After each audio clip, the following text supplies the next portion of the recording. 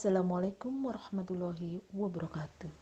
Alhamdulillahi rabbil alamin. Wassalatu wassalamu ala asrofil anbiya'i wal mursalin Sayyidina Muhammadin wa ala alihi wa sahbihi ajma'in. Rabbi syrahli sadri wa yassirli amri wahlul 'uqdatam min lisani yafqahu qawli, amma ba'du.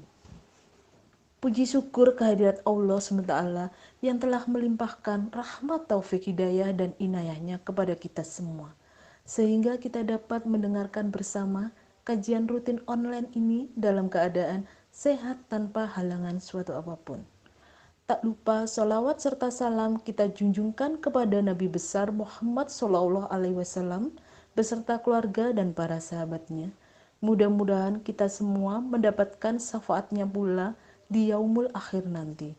Amin amin Allahumma amin. Ibu-ibu Aisyah dimanapun Anda berada, kajian online rutin hari ini diselenggarakan oleh Korps Mubalik Aisyah Kota Malang bertepatan dengan tanggal 16 Februari 2021 yang akan mengangkat tema dengan judul Belajar Disiplin dari Perintah Sholat.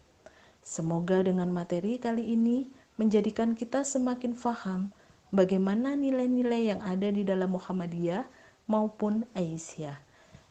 Ibu-ibu Aisyah yang berbahagia, pada kajian online kali ini untuk tartil dan terjemah akan disampaikan oleh Ibu Dini Kurniawati, sedangkan untuk kajian hadis akan disampaikan oleh Ibu Nur Alif, dan untuk tauziah akan disampaikan oleh Ibu Aini Alif Fatin.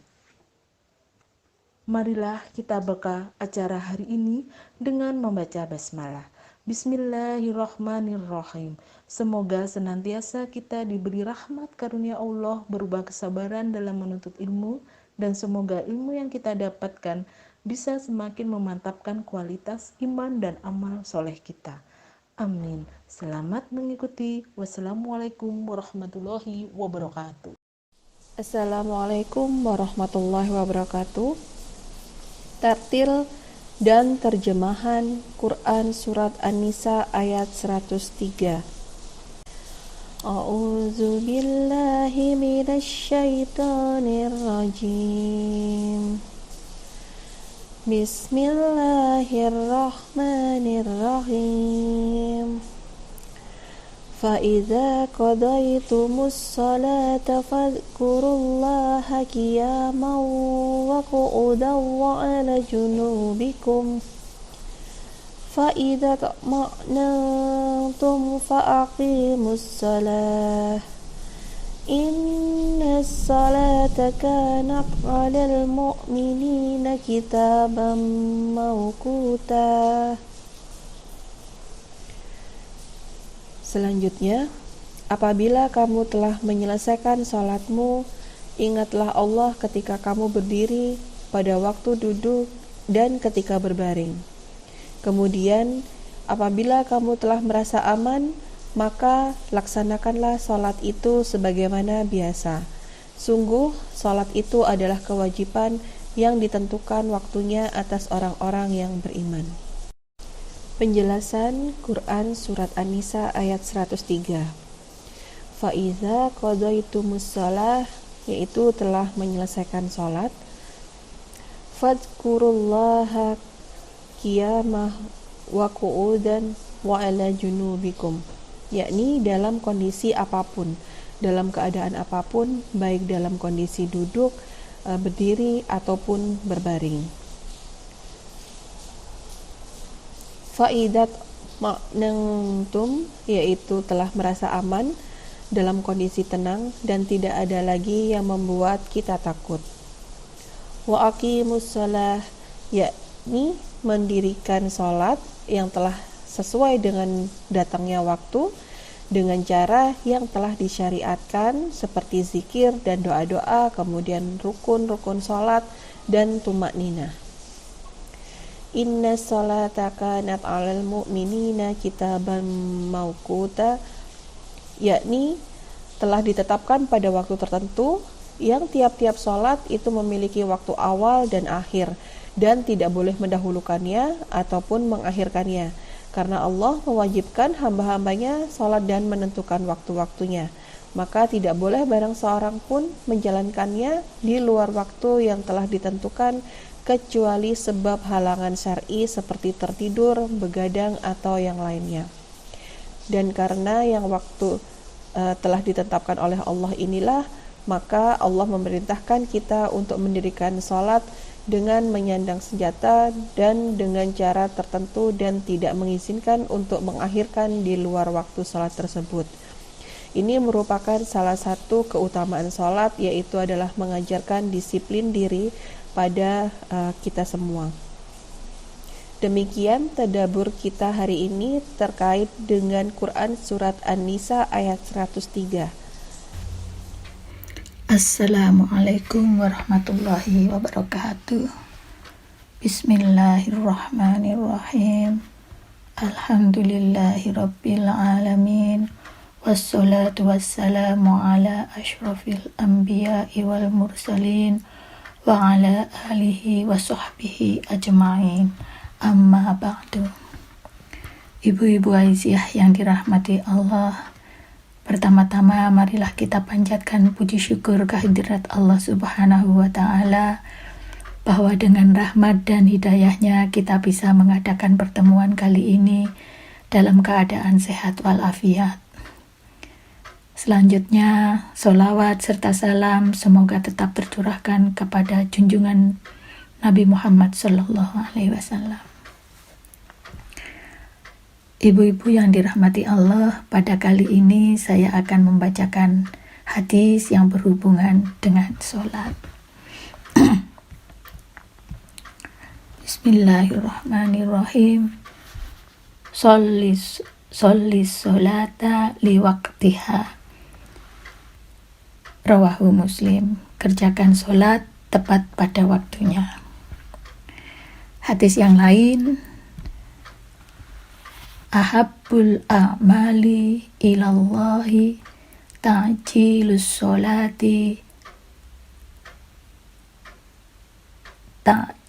sholatil awwali waqtiha. Perbuatan yang paling disukai Allah, yang paling Allah cintai adalah menyegerakan sholat pada awal waktunya. Hadis diriwayatkan oleh Imam At-Tabrani. Hadis yang ketiga, Bismillahirrahmanirrahim. Ayyul a'mali ahabbu ilallah. Qala sholatu ala waqtiha. Qultu thumma ayyu? Qala thumma birrul walidaini. Qultu thumma ayyu? Qala thummal jihadu fi sabilillah. Rawahu Bukhari Muslim. Amal apakah yang paling dicintai Allah? Beliau menjawab, sholat pada waktunya. Dia, Ibnu Mas'ud, berkata, aku bertanya, lalu apa? Beliau menjawab, berbakti kepada kedua orang tua. Dia, Ibnu Mas'ud, bertanya lagi, lalu apa? Beliau menjawab, berjihad di jalan Allah. Sholat merupakan ibadah yang mengajarkan kedisiplinan karena dalam melaksanakan sholat harus pada waktu yang telah ditentukan. Hal ini kalau dilakukan terlambat atau belum masuk waktunya, maka sholat kita tidak sah. Di dalam sholat juga ada rukun, tata tertib, sehingga kalau kita tidak mengikuti aturan tersebut, sholat kita juga tidak sah. Sholat harus dilakukan baik oleh orang yang sehat maupun yang sakit, juga harus dilakukan bagi orang yang sedang melakukan perjalanan. Ibu-ibu yang dirahmati Allah, ketiga hadis tersebut tadi yang pada intinya adalah sama, menunjukkan bahwa kedudukan amal tentang sholat pada awal waktu adalah amal yang paling disukai Allah dibandingkan dengan amal baik berbakti kepada orang tua dan berjihad fisabilillah. Kalau boleh dianalogikan dengan undangan-undangan rapat atau pesta, tentunya kita akan datang tepat waktu supaya tidak ketinggalan materi. Atau kalau di pesta, maka kita kalau terlambat datang, maka kita bisa kehabisan makanan. Atau kalau rapat, kita harus masuk ruangan terlebih dahulu sebelum dimulai.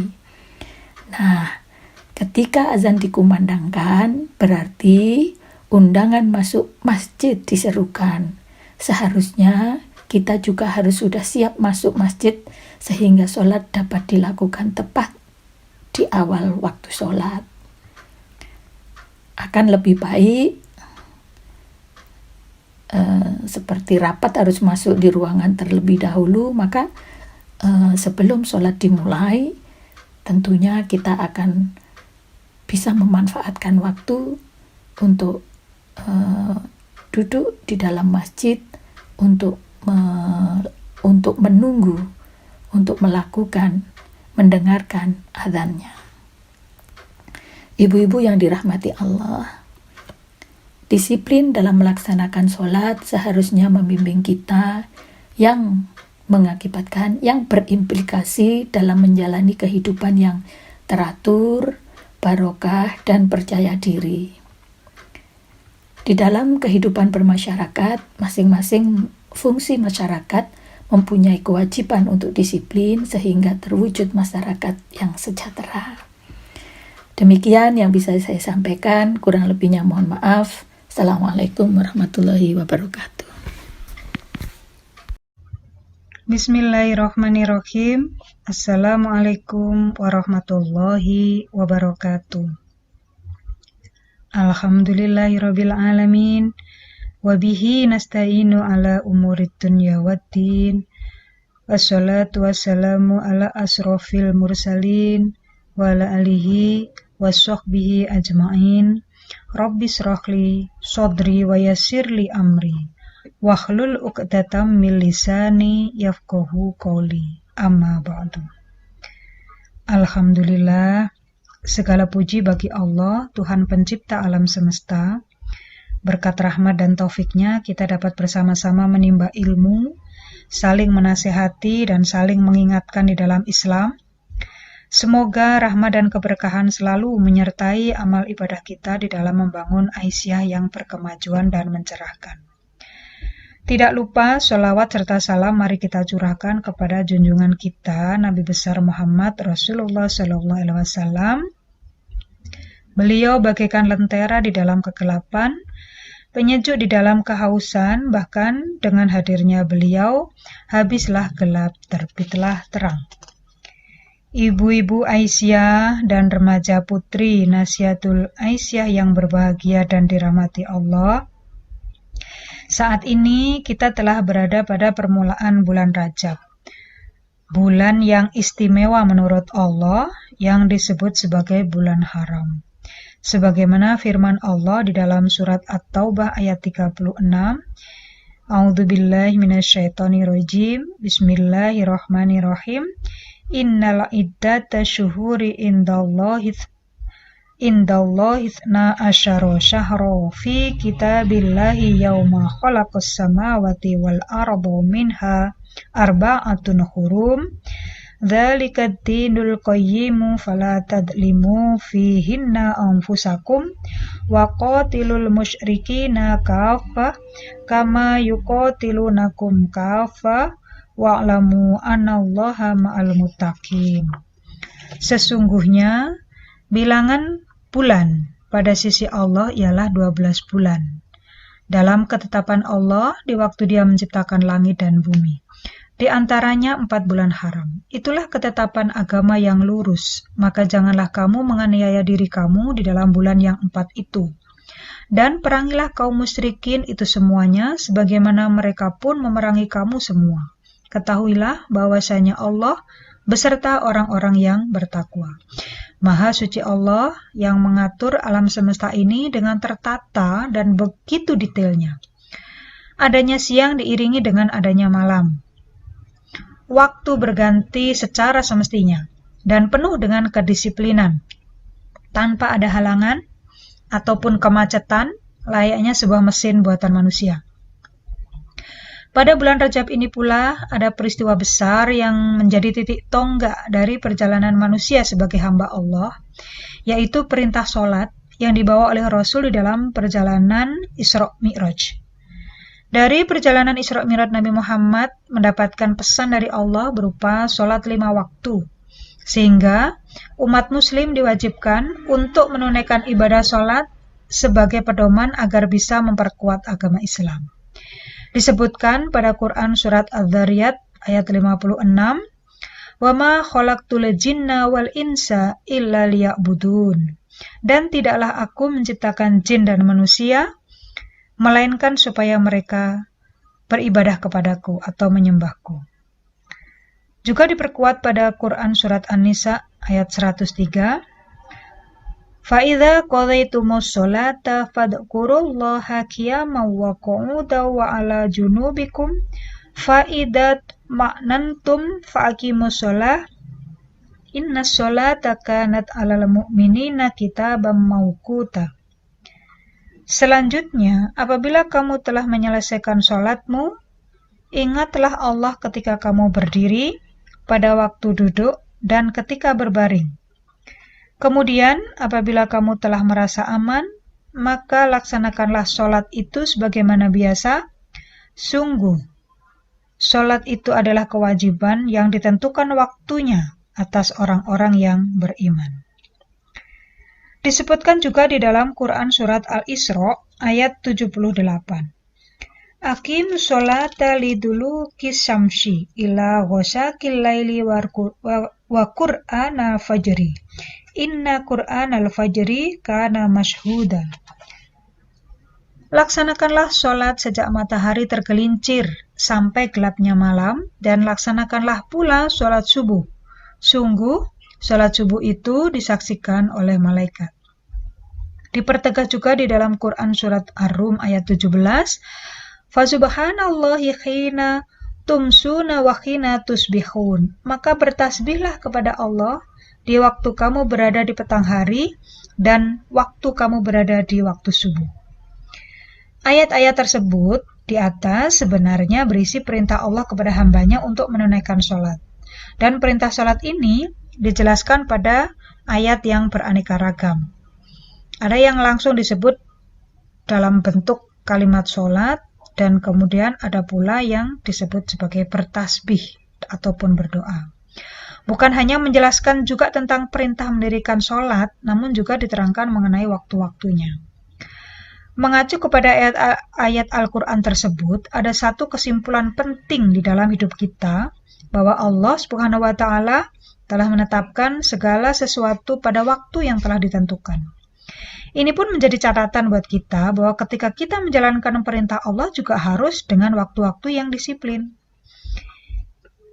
Ibu-ibu Aisyah dan remaja putri Nasihatul Aisyah, pada kesempatan yang berbahagia ini, mari kita bersama-sama belajar mengkaji keutamaan dari disiplin. Belajar dari perintah sholat-sholat di atas. Disiplin merupakan suatu sikap yang dimiliki oleh seseorang untuk taat dan bisa mengendalikan diri, agar tetap mematuhi aturan yang telah dibuat atau disepakati. Disiplin telah menjadi suatu ilmu yang diajarkan di dalam ajaran agama Islam. Disiplin sangat diperlukan dalam kehidupan sehari-hari. Apalagi sikap tersebut sangat berpengaruh pada kesuksesan kita di masa depan. Di antara ajaran mulia yang sangat ditekankan dalam Islam memang adalah disiplin. Disiplin merupakan satu pintu untuk meraih kesuksesan. Bahkan kepakaran dalam bidang ilmu pengetahuan tidak akan memiliki makna yang signifikan tanpa disertai dengan sikap disiplin. Sering juga kita jumpai orang yang berilmu tinggi tetapi tidak mampu berbuat banyak dengan ilmunya karena kurang disiplin. Sebaliknya, banyak orang yang tingkat ilmunya biasa-biasa saja tetapi justru bisa mencapai kesuksesan yang luar biasa karena sangat disiplin di dalam hidupnya. Bahkan tidak ada lembaga pendidikan yang tidak mengajarkan disiplin kepada anak didiknya. Demikian pula organisasi atau institusi apapun, lebih-lebih misalnya bidang militer, bidang kesehatan, bidang pendidikan, pasti sangat menekankan pendidikan disiplin kepada setiap pihak yang terlibat di dalamnya. Semua pasti sepakat rencana sehebat apapun akan gagal di tengah jalan ketika tidak ditunjang dengan disiplin. Menurut KBBI, Kamus Besar Bahasa Indonesia, disiplin itu diartikan sebagai ketaatan atau kepatuhan terhadap peraturan. Disiplin biasanya sering dikaitkan dengan pemenuhan aturan atau pemanfaatan waktu. Seseorang dapat disebut disiplin apabila dia mengerjakan tugas dan pekerjaan yang diembannya dengan tepat waktu. Islam mengajarkan bahwa menghargai waktu itu lebih utama, sebagaimana firman Allah di dalam surat Al-Asr. Bismillahirrahmanirrahim. Wal asri innal insana lafi khusrin illal ladzina amanu wa amilus solihati wa tawassaw bil haqqi wa tawassaw bis sabr. Yang artinya, demi masa, sesungguhnya manusia itu benar-benar dalam kerugian, kecuali orang-orang yang beriman dan mengerjakan amal soleh dan nasihat-menasihati supaya mentaati kebenaran dan menasihati supaya menetapi kesabaran. Islam adalah agama yang sebenarnya mengajarkan kelembutan sekaligus kedisiplinan. Sebagai contoh, waktu sholat fardu yang mempunyai batasan waktu awal dan akhir, sehingga setiap muslim harus sholat dengan waktu yang telah ditentukan. Jika tidak, maka sholatnya dianggap tidak sah. Disiplin juga merupakan sifat orang yang bertakwa. Di dalam ajaran Islam, banyak ayat Al-Quran dan hadis yang memerintahkan kita untuk disiplin dalam arti ketaatan pada peraturan yang telah ditetapkan oleh Allah SWT. Selain disebutkan dalam surat Al-Asr, juga disebutkan di dalam surat An-Nisa ayat 59. Ayat 59 ini pada surat An-Nisa juga menjelaskan tentang kepatuhan, kedisiplinan untuk mentaati satu aturan. Bismillahirrahmanirrahim. Ya ayyuhalladzina amanu atiullaha wa atiur rasula wa ulil amri minkum fa in tanaza'tum fi syai'in farudduhu ila Allahi wa rasuli in kuntum tu'minuna billahi wal yaumil akhir dzalika khairu wa ahsanu ta'wila. Wahai orang-orang yang beriman, taatilah Allah dan taatilah Rasul dan ulil amri di antara kamu. Kemudian, jika kamu berbeda pendapat tentang sesuatu, maka kembalikanlah kepada Allah atau Al-Quran dan Sunnah Rasul. Jika kamu beriman kepada Allah dan hari kemudian, yang demikian itu lebih utama bagimu dan lebih baik akibatnya. Di samping mengandung arti taat dan patuh pada peraturan, disiplin juga mengandung arti kepatuhan pada perintah pemimpin, perhatian dan kontrol yang kuat terhadap penggunaan waktu, tanggung jawab atas tugas yang sedang diamanahkan, serta kesungguhan terhadap bidang keahlian yang ditekuni.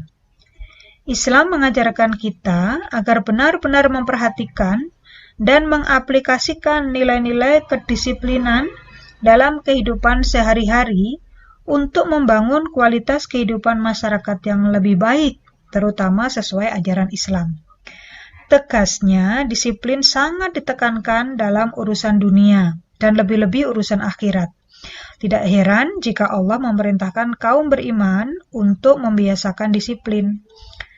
Perintah tersebut antara lain tersirat di dalam Al-Quran surat Al-Jumu'ah ayat 9.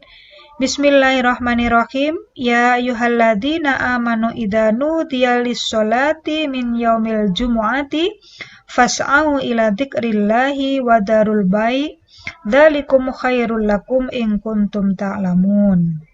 Wahai orang-orang yang beriman, apabila telah diseru untuk melaksanakan sholat pada hari Jumat, maka segeralah kamu mengingat Allah dan tinggalkanlah jual beli. Yang demikian itu lebih baik bagimu jika kamu mengetahui.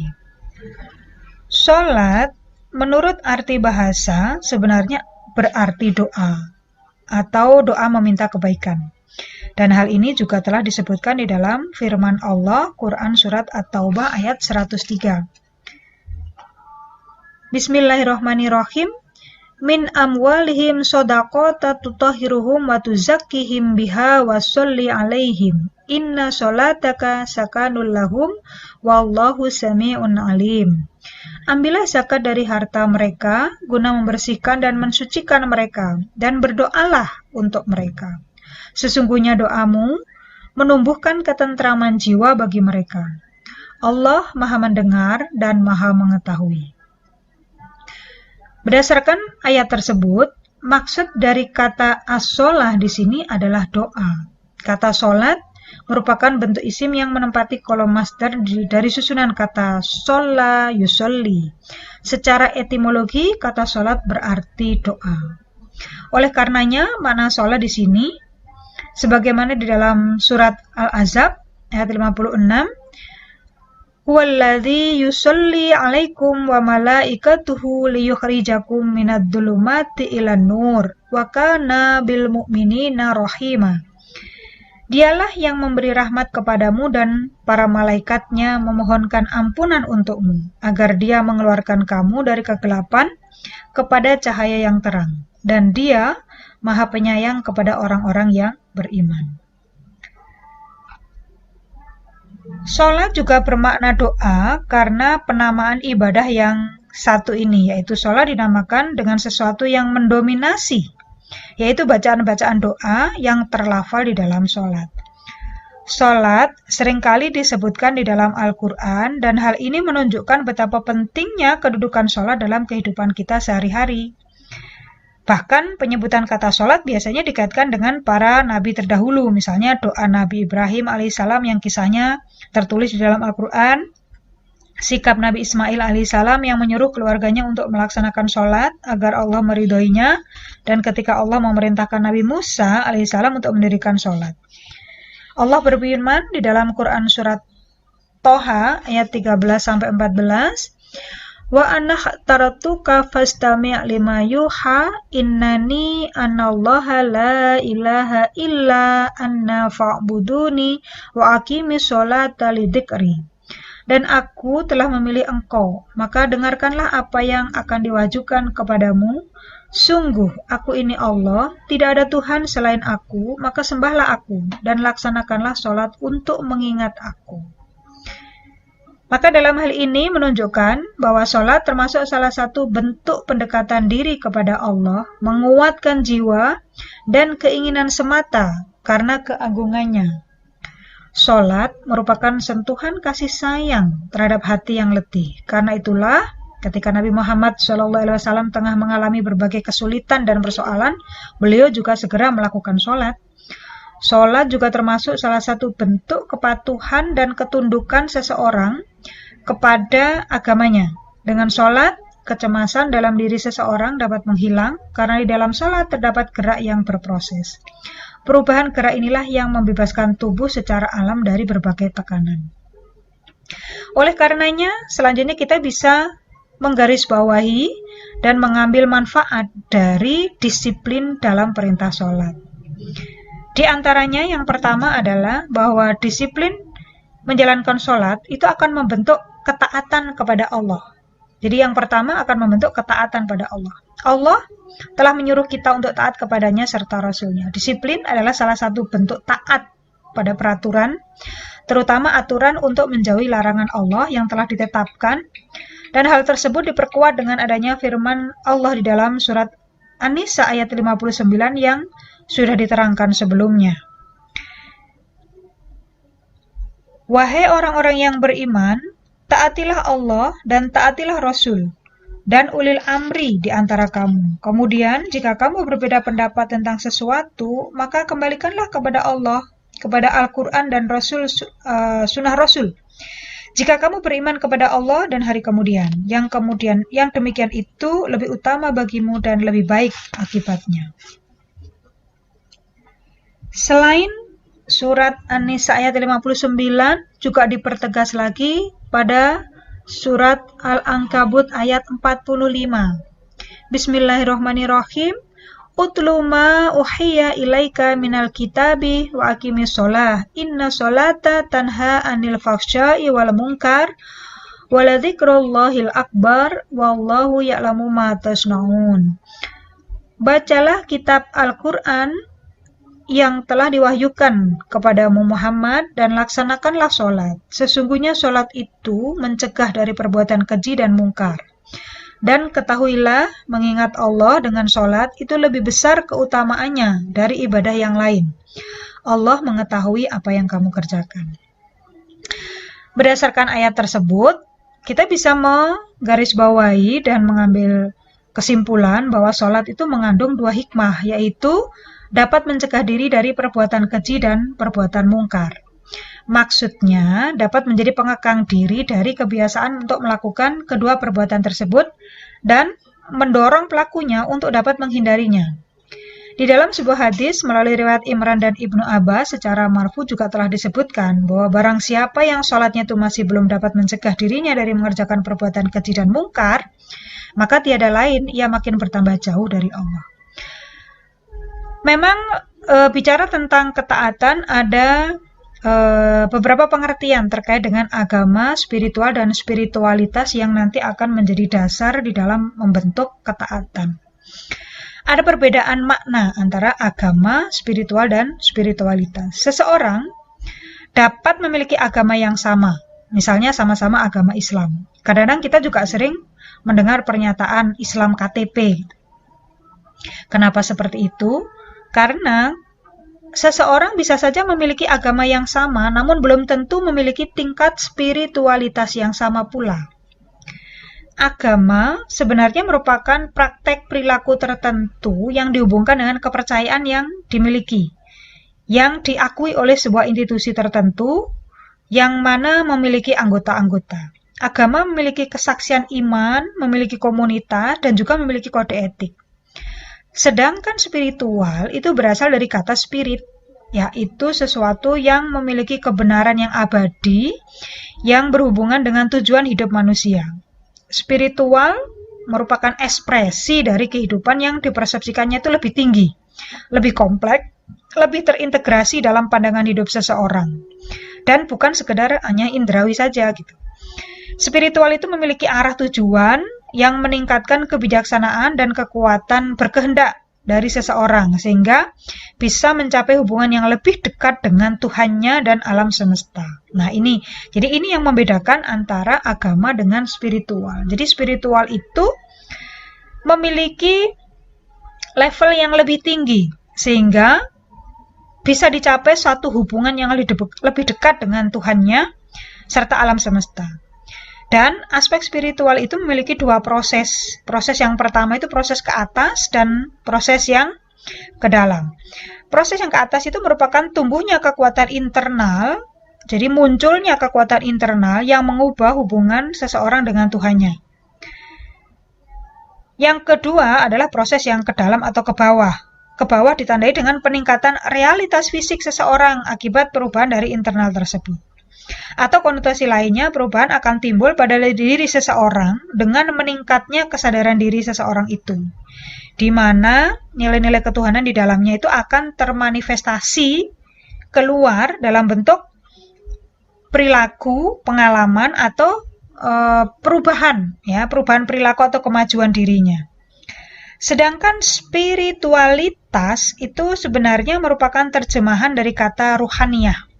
Ruhaniyah itu sendiri sebenarnya secara bahasa berasal dari kata ruh. Al-Quran menginformasikan bahwa ruh manusia itu ditiupkan langsung oleh Allah setelah fisik terbentuk di dalam rahim. Menurut Wigglesworth, spiritualitas memiliki dua komponen sama yaitu komponen vertikal dan horizontal. Komponen vertikal yaitu sesuatu yang suci, jadi lebih tinggi lagi tidak terbatas tempat dan waktu, merupakan sebuah kekuatan yang tinggi, merupakan sebuah sumber yang dipercayai, merupakan sebuah kesadaran yang luar biasa, dan merupakan satu keinginan untuk berhubungan dan terus diberi petunjuk oleh sumber tersebut. Sedangkan komponen horizontal atau mendatar yaitu bermakna melayani teman-teman manusia dan planet secara keseluruhan.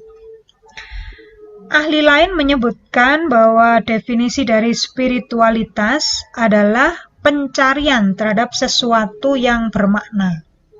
Nah, kalau kita mempelajari pengertian ketiga kata tersebut, agama, spiritual, dan spiritualitas, lalu apa hubungannya pengertian ini dengan istilah ketaatan terhadap Allah?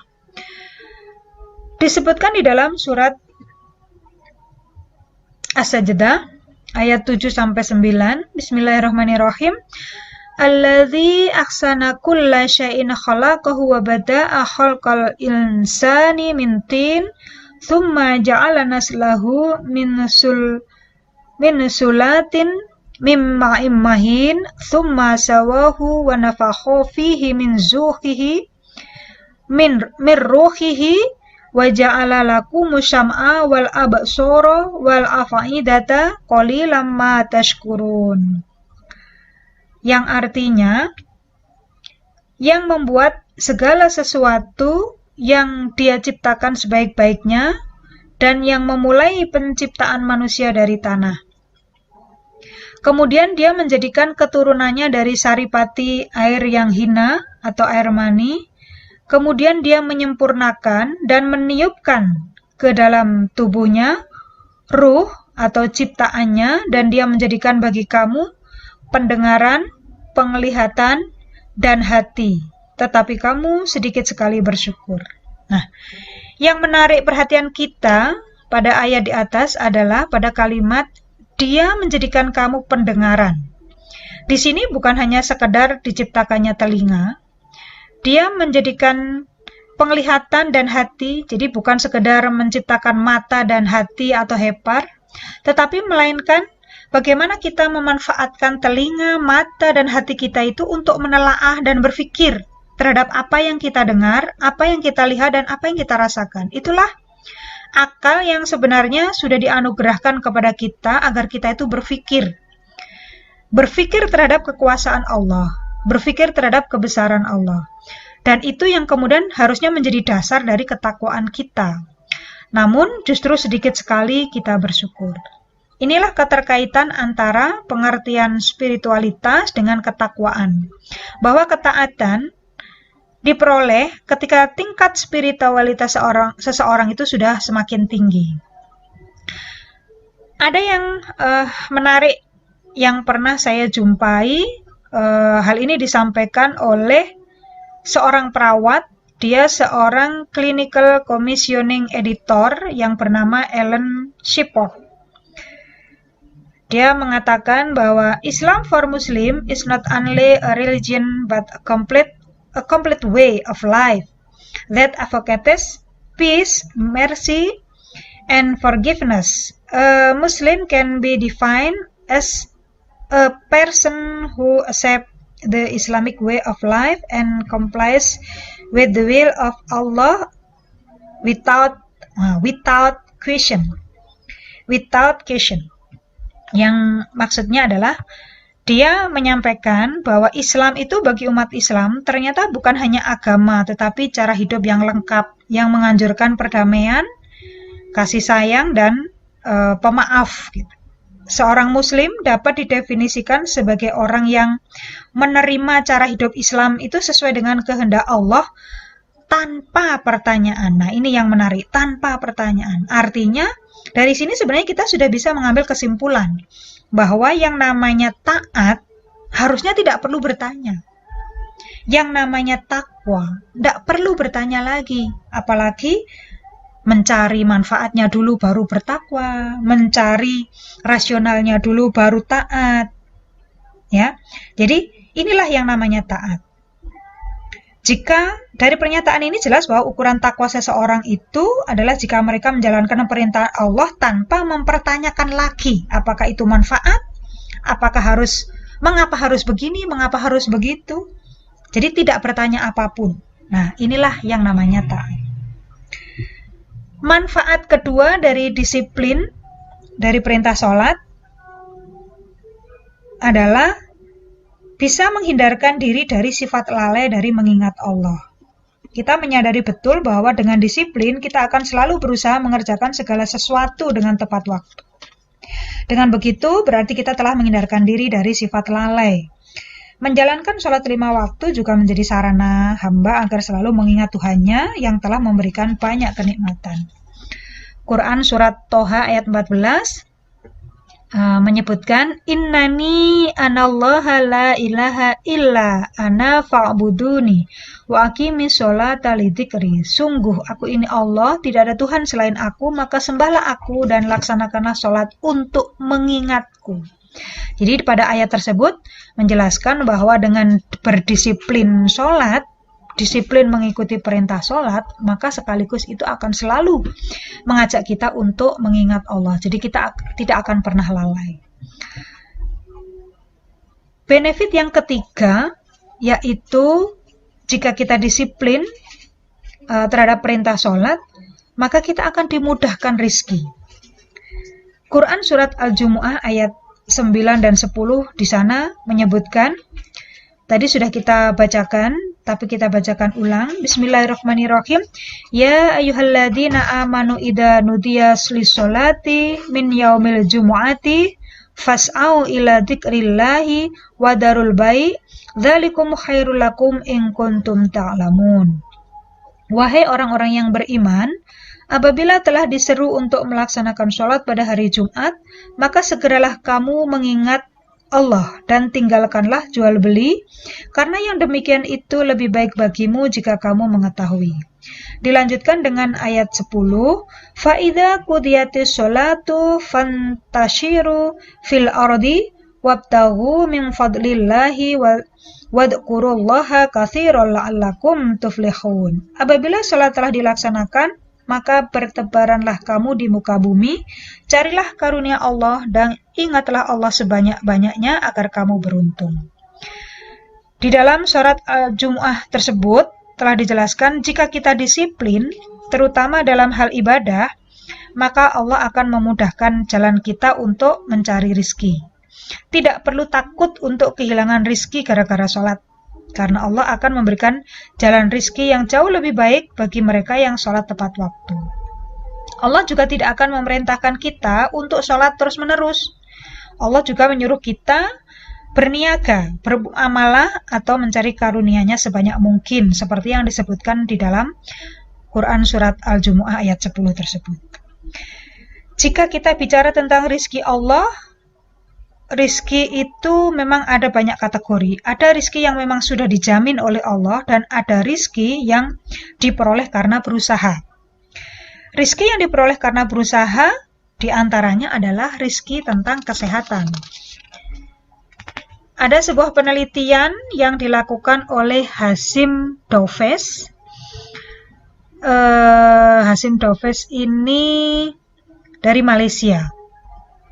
Judul penelitiannya itu Effect of Muslim Prayer, yang mana dia melakukan penelitian dengan menggunakan pemeriksaan EEG atau elektroensefalografi, kemudian dihubungkan dengan aktivitas sistem saraf otonom. Penelitian ini dilakukan di Malaysia. Tetapi juga melibatkan tim dari Pakistan, dari Pakistan. Penelitian ini menyebutkan bahwa selama sholat ternyata aktivitas saraf parasimpatis itu akan meningkat dan aktivitas saraf simpatis, jadi ada parasimpatis, ada simpatis. Aktivitas parasimpatis itu meningkat dan aktivitas simpatis itu menurun. Ya, karena itu jika praktek sholat itu dilakukan secara teratur, maka pada akhirnya akan dapat membantu meningkatkan relaksasi, meminimalkan kecemasan dan mengurangi risiko-risiko penyakit kardiovaskuler atau penyakit jantung. Hasim juga melakukan studi yang lain dengan menyelidiki aktivitas otak saat sujud. Ya, dan kemudian hasilnya dilaporkan bahwa pada saat sujud gelombang alfa otak itu mengalami peningkatan amplitudo terutama di daerah parietal dan di daerah oksipital. Ya. Kemudian dijumpai juga ada elevasi parasimpatis sehingga hal ini menunjukkan bahwa memang benar-benar telah terjadi relaksasi pada saat seseorang sedang bersujud. Jadi artinya begini, penelitian ini itu menggunakan alat-alat elektronik. Jadi tidak mungkin bisa dibohongin dengan pernyataan subjektif dari respondennya. Melainkan langsung dibuktikan. Ya, dibuktikan dengan elektrokardiografi, elektroencefalografi gitu ya. Jadi kelihatan gelombangnya, terbaca gelombangnya bahwa benar-benar gelombang alfanya itu mengalami peningkatan amplitudo sehingga di sini bisa dijelaskan bahwa telah terjadi kestabilan, telah terjadi relaksasi yang alami gitu ketika seseorang melaksanakan sholat. Nah, artinya apa? Ini juga bagian dari rizki tentang kesehatan, bahwa ketika seseorang terus-menerus mengerjakan sholat secara teratur, maka terus-menerus pula gelombang otaknya itu akan stabil, ya, dan akan mencapai titik relaksasi. Dan ini akan berdampak bagus buat sel-sel otak, gitu. Penelitian yang lain dilakukan oleh Ghazal Kamran. Dia seorang fisioterapi senior dari Uni Emirat Arab, dari sebuah rumah sakit di Uni Emirat Arab, gitu ya. Dia melakukan analisis review literatur dan kemudian dia menemukan bahwa ternyata semua gerakan-gerakan sholat, apalagi ditambah dengan periode waktu yang teratur, misalnya sujud sekian menit, ruku sekian menit, dan seterusnya, begitu ya. Ternyata ini akan, nah ini ada satu yang, ada semua gerakan sholat itu ternyata membawa manfaat atau memberikan dampak yang luar biasa, dampak positif yang luar biasa. Nah, salah satunya itu adalah sujud. Jadi, sujud, pada saat sujud itu ternyata akan meningkatkan pasokan darah ke otak, terutama pada korteks frontal. Nah, sedangkan korteks frontal ini yang kita tahu adalah bagian otak yang betul-betul berfungsi untuk mengendalikan gerakan, ucapan, perilaku, memori, emosi, kepribadian, bahkan juga berfungsi yang berkaitan dengan intelektual, proses berpikir, penalaran, pemecahan masalah, pengambilan keputusan, perencanaan, itu semua dilakukan oleh korteks frontal. Dan itu mendapat aliran darah yang sangat tinggi justru pada saat sedang bersujud. Jadi dari sini kita sudah bisa mengambil satu kesimpulan. Tanpa sujud, maka area frontal ini, aliran darah yang menuju ke area frontal ini akan terbatas. Itulah makanya barangkali kenapa Rasulullah selalu mengajarkan kita untuk sujud lebih lama. Ya, maka dengan demikian kita juga bisa belajar dari pribadi Rasul, di mana setiap kali berpikir, mengambil pemecahan masalah, mengambil keputusan, itu selalu dengan penuh kebijaksanaan. Karena area frontalnya selalu teraliri dengan darah, sehingga fungsinya akan terus membaik. Baik, manfaat yang keempat dari disiplin sholat adalah mendapatkan keseimbangan dunia dan akhirat. Berkali-kali ini juga dijelaskan di dalam surat Al-Jumu'ah ayat 9-10 yang barusan kita bacakan juga, ditambah dengan yang ada pada surat Al-Qasas ayat 77. Telah dijelaskan dengan disiplin kita dapat menyeimbangkan kepentingan dunia dan akhirat. Bismillahirrahmanirrahim.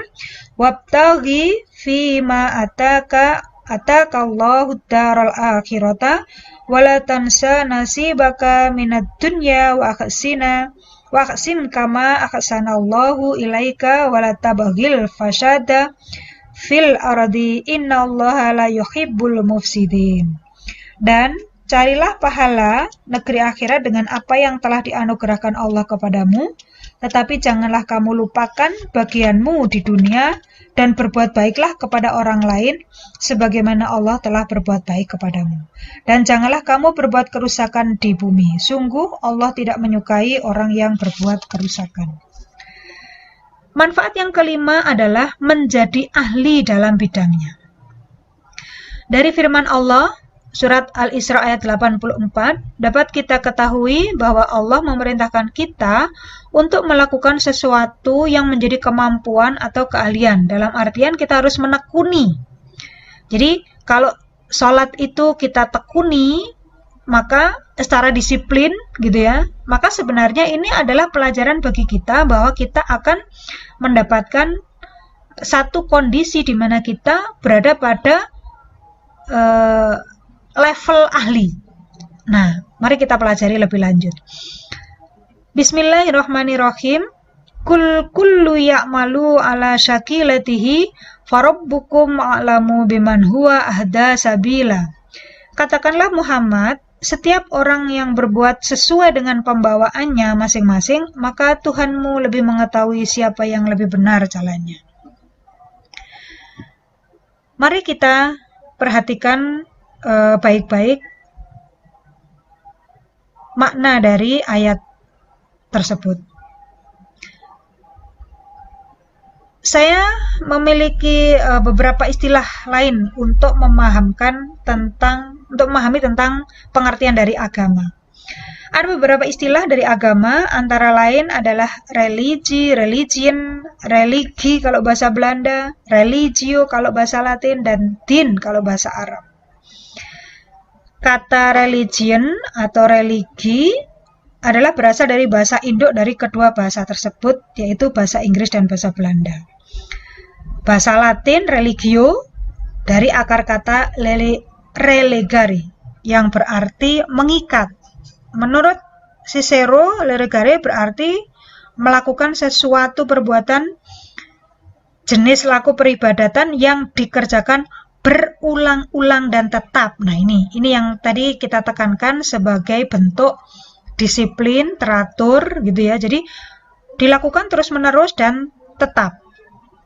Lactantius mengartikan kata lere sebagai mengikat menjadi satu dalam persatuan bersama.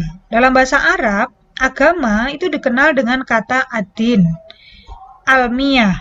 Kata adin sendiri mengandung arti, bisa berarti al-mulk atau kerajaan, al-khidmat atau pelayanan, al-iza atau kejayaan, al-zul atau kehinaan, al-ikrah pemaksaan, al-iksan kebajikan, al-adat kebiasaan, al-ibadat pengabdian, al-ghor wa al-sultan kekuasaan dan pemerintahan, at-tadzalul wa al-kudu tunduk dan patuh, at-ta'at artinya taat, al-Islam atau tauhid penyerahan dan pengesaan Tuhan. Dari istilah agama inilah kemudian muncul apa yang dinamakan religiusitas. Nah, yang dimaksud ahli ketika kita mencari tahu tentang manfaat dari disiplin sholat, yang dimaksud di sini adalah religiusitas itu sendiri. Glock dan Stark merumuskan religiusitas sebagai sebuah komitmen religius yang berhubungan dengan agama atau keyakinan iman, yang dapat dilihat melalui aktivitas atau perilaku individu yang bersangkutan dengan agama atau keyakinan iman yang dianut. Religiusitas diartikan sebagai seberapa jauh pengetahuan dan seberapa kokoh keyakinan, seberapa pelaksanaan ibadah dan kaidah, dan seberapa dalam penghayatan atas agama yang dianut. Bagi seorang muslim, religiusitas dapat diketahui dari seberapa jauh pengetahuan, keyakinan, pelaksanaan, dan penghayatan atas agama Islam tersebut. Dari pengertian di atas, maka religiusitas dalam Islam menyangkut 5 hal, yakni akidah, ibadah, amal, akhlak, atau ihsan, dan pengetahuan. Akidah menyangkut keyakinan kepada Allah, malaikat, rasul, dan seterusnya. Ibadah menyangkut pelaksanaan hubungan antara manusia dengan Allah. Amal menyangkut pelaksanaan hubungan manusia dengan sesama makhluk. Akhlak merujuk pada spontanitas tanggapan atau perilaku seseorang atau rangsangan yang hadir. Sementara ihsan merujuk pada situasi di mana seseorang merasa sangat dekat dengan Allah Ta'ala. Nah, ini yang dimaknai sebagai ahli dalam bidangnya. Ihsan merupakan bagian dari akhlak. Bila akhlak seseorang itu positif, seseorang akan mencapai tingkatan yang optimal. Maka ia memperoleh berbagai pengalaman dan penghayatan keagamaan. Itulah ihsan dan itulah merupakan akhlak yang tingkat tinggi. Atau dalam hal ini, dia ahli dalam bidangnya, yaitu bidang ketaatan kepada Allah. Jika disiplin ini kita kaitkan dengan satu pekerjaan, karena pekerjaan itu dilakukan secara disiplin dan terus-menerus, maka dia pun juga akan ahli di dalam bidang tersebut. Gitu. Baik, manfaat yang berikutnya adalah meningkatkan kepercayaan diri. Jika kita sudah terbiasa disiplin, maka kita tidak akan ragu untuk menunjukkan keahlian kita. Kepercayaan diri kita akan tumbuh di dalam melakukan segala sesuatu tanpa rasa takut akan pendapat orang. Sebagaimana firman Allah di dalam surat Al-Imran ayat 139 dan Al-An'am ayat 116. Bismillahirrahmanirrahim.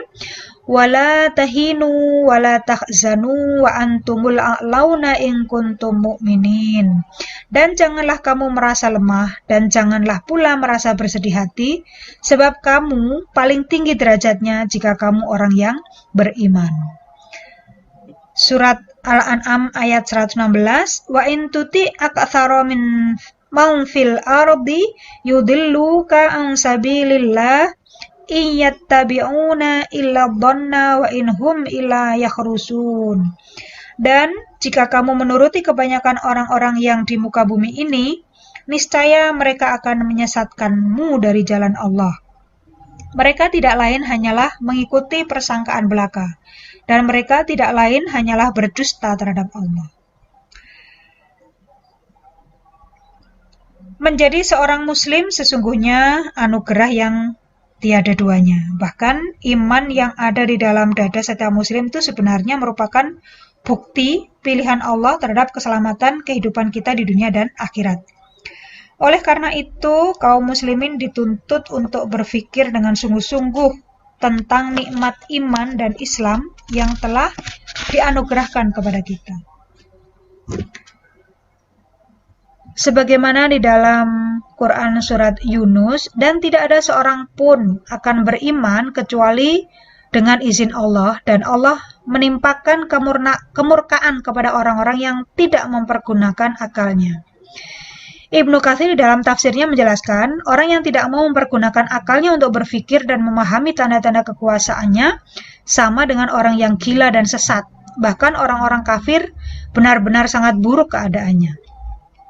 Sebagaimana juga dalam surat Al-Baqarah ayat 171, dan perumpamaan orang yang menyeru orang-orang kafir adalah seperti pengembala yang memanggil binatang yang tidak mendengar selain panggilan dan seruan saja. Mereka tuli, bisu, dan buta, maka oleh sebab itu mereka tidak mengerti. Kalimat mereka tuli, bisu, dan buta ini menandakan orang-orang yang tidak Allah izinkan iman bersarang dalam hatinya, maka akan menjadi orang yang tidak dapat mendengar kebenaran, tidak dapat mengatakan kebenaran, dan tidak dapat melihat jalan menuju kebenaran. Dengan demikian, maka beruntunglah kita kalau kita telah dipilih oleh Allah menjadi orang-orang yang beriman. Demikian ditegaskan oleh Ibnu Katsir. Iman dan Islam yang telah dianugerahkan di dalam hidup ini harus benar-benar kita sadari dan kita syukuri. Ya, dan kita tindak lanjuti dengan membiasakan diri untuk berpikir, berzikir, sehingga lahirlah cara pandang ilahiyah yang memandang kehidupan ini sebagaimana diteladankan oleh para nabi dan rasul. Ya. Hanya dengan membudayakan tradisi berpikir dan zikir, lalu iman di dalam hati, maka ini akan senantiasa terawat, akan senantiasa kuat dan kokoh. Pada saat yang sama, keberadaan seorang muslim yang demikian, dimanapun dan kapanpun, akan senantiasa mampu menghadirkan manfaat dan kemaslahatan bagi kehidupan di sekitarnya. Kita bisa belajar banyak dari sahabat-sahabat Rasul, Utsman bin Affan, Umar bin Khattab, Abu Bakar, dan lain-lain. Yang ketujuh atau yang terakhir, manfaat dari disiplin sholat, yaitu memupuk rasa peduli terhadap sesama dan menciptakan kemandirian. Sebagaimana di dalam surat Al-Kautsar, ayat 1 telah dijelaskan bahwa orang yang disiplin akan selalu menjalankan tanggung jawabnya dan mampu memecahkan masalah dengan baik, sehingga keberadaannya itu tidak akan menjadi beban bagi orang lain. Rasa kepedulian terhadap sesama juga akan tumbuh bersamaan dengan tanggung jawab sosial yang tengah dijalankan dan kemudian akan menjauhkan sifat sombong di dalam Islam. Bismillahirrahmanirrahim. Inna a'tainakal kautsar. Sungguh kami telah memberimu Muhammad nikmat yang banyak. Fasholli lirabbika wanhar, maka laksanakanlah sholat karena Tuhanmu dan berkurbanlah sebagai ibadah dan mendekatkanlah diri kepada Allah. Inna sani'aka huwal abtar. Sungguh orang-orang yang membencimu dialah yang terputus dari rahmat Allah. Hadirin yang berbahagia, saat ini kita sedang berada pada situasi pandemik COVID-19 yang sangat memprihatinkan. Kita sadar betul bahwa angka kejadian saat ini bertambah. Senin kemarin 15 Februari saya mencatat ada 1.223.930 pasien. Memang berat rasanya mengetahui bahwa sampai detik ini belum sama sekali angka tersebut mengalami penurunan, bahkan terus mengalami peningkatan. Mari kita berpikir, apa masalah sebenarnya? Jika peristiwa ini kita kaitkan dengan perilaku disiplin, maka akan muncul banyak pertanyaan pada kita. Apakah kita sebenarnya sudah disiplin? Apakah kita sudah memiliki juga rasa peduli terhadap sesama? Dan apakah kita telah membebani orang lain?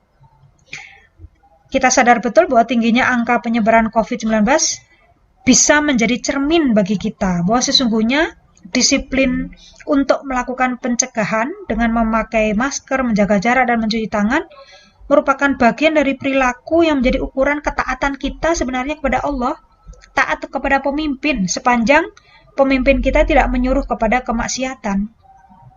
Islam juga mengajarkan kita untuk benar-benar memperhatikan dan mengaplikasikan nilai-nilai disiplin di dalam kehidupan kita sehari-hari. Tujuannya apa? Untuk membangun kualitas kehidupan masyarakat yang lebih baik. Mari kita mulai dari diri kita.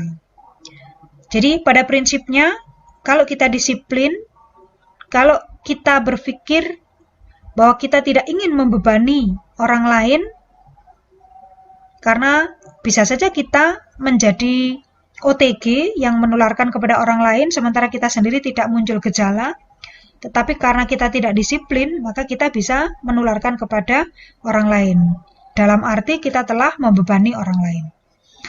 Tegasnya disiplin sangat ditekankan di dalam urusan dunia maupun urusan-urusan akhirat. Baiklah, ibu-ibu penggerak Aisyah dan remaja putri Nasihatul Aisyah yang berbahagia, bagaimana dengan kita saat ini? Apakah kita sudah serta-merta menjadi pribadi-pribadi yang mendapatkan manfaat dari disiplin sholat yang barusan kita pelajari bersama? Semoga kita selalu dijaga oleh Allah dan selalu menjaga diri dalam ketaatan kepada Allah. Amin, amin ya rabbal alamin. Akhirul kata, Allahumma la sahla illa ma ja'alahu sahla. Ya Allah, mudahkanlah segala urusan kami, karena tidak ada yang mudah kecuali yang Engkau jadikan mudah. Allahumma fataha alaina abwabal khair wa abwabal barakah wa abwabal na'mah wa abwabal rizqah wa abwabal quwwah wa abwabas sohah wa abwabas salamah birahmatika ya arhamar rahimin. Ya Allah, bukakanlah atas kami pintu kebajikan, pintu berkah, pintu rahmat, pintu kekuatan, pintu rizki, pintu kesehatan, pintu keselamatan. Karena hanya Engkaulah yang Maha Pengasih, lagi Maha Penyayang. Billahi taufiq wal hidayah. Assalamualaikum warahmatullahi wabarakatuh.